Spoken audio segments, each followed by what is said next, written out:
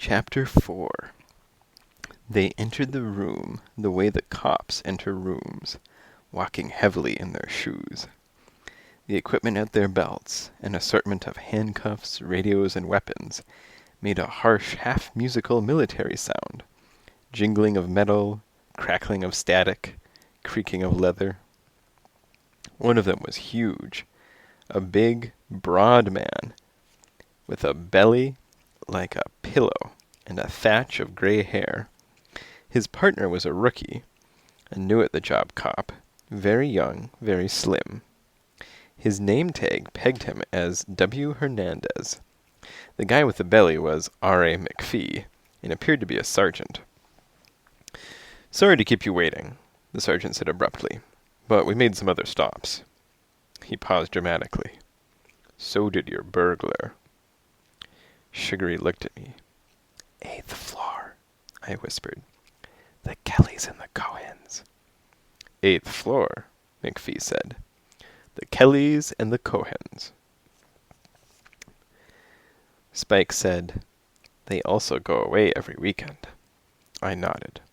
"I know," and looked over at Hernandez, who was crouched near the terrace and checking the edge of the door. At this point, the three of us were listening intently from a hiding place in the hall.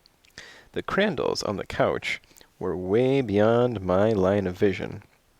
What I saw was Hernandez and a half of McPhee, who was sitting on a straight-backed green and white chair. Or, at any rate, the center of his body was sitting. The rest of his bulk seemed suspended in the air. He'd begun to ask questions.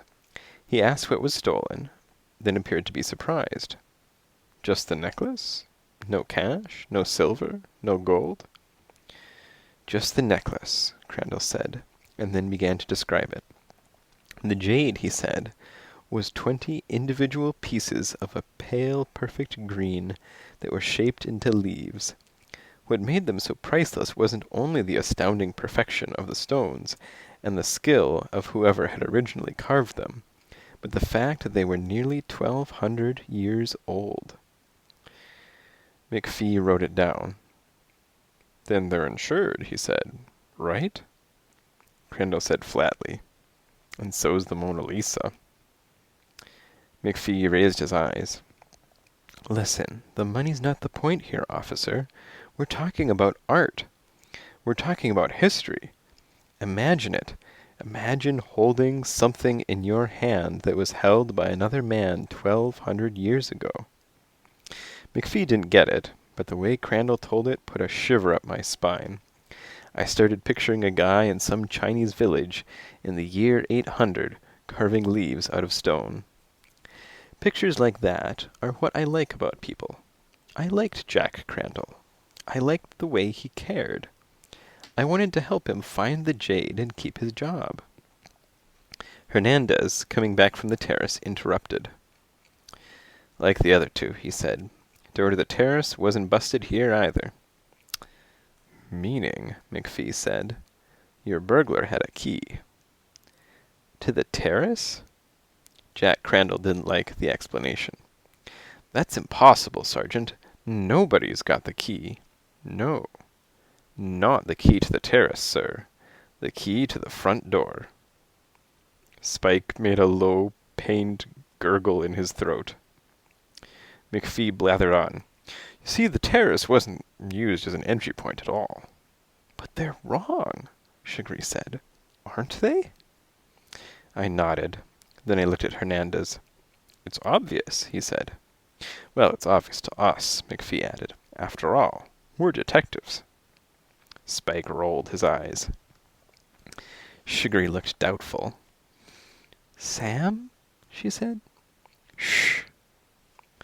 I listened as McPhee the detective spelled it out. The way he had it figured, the burglar got in with a key to the front door. Then he opened the terrace door, kicked over the flower pot, and tried to make it look as though he'd come from the terrace. But he couldn't fool a red-hot cop like McPhee. No, sir. No way. "So the question now," McPhee said, "is who's got your key? Or, let me put it this way. There's a handyman in the building. Guy's got the key to both the Kellys and the Cohens. Guy's name is... What's the guy's name? He asked Hernandez. Max, Hernandez said. Max? Spike was horrified. The cops suspect Max? Not Max, Sugary said. Max, McPhee repeated. So, did Max have your key? Mrs. Crandall said reluctantly, Well, yes, he does, but I wouldn't. Second question, has he been here alone? Well, yes, she said. He's come to feed Sugary once or twice. 7 times, Sugary said. And then he supervised the painting. McPhee looked around and checked the paintings on the wall. Which one? He said. No, not the painting. The painting. Jack Crandall sounded angry. When the apartment was painted, he was... Oh, said McPhee. When was that? Back in June. And was the necklace here? Yes. And the plumbers, Mrs. Crandall said. He supervised the plumbers. When was that? July 3rd. Okay, there you have it. McPhee made some notes. Your handyman, Max, had some time to look around, and whoever your thief was, he knew what he was wanted, and exactly where it was. He nodded, and then rose. Same thing happened in the other 2 apartments. He seemed to know the jewelry was hidden in the freezer and the cash was in a shoe. I motioned to Sugary. The cops and the Crandalls started heading for the door, and we moved to another wall. Are you sure? Marie Crandall wasn't happy with the news. As sure as we can get without the proof, Hernandez said. And we'll get it. Wait and see. McPhee closed his notebook and opened the front door.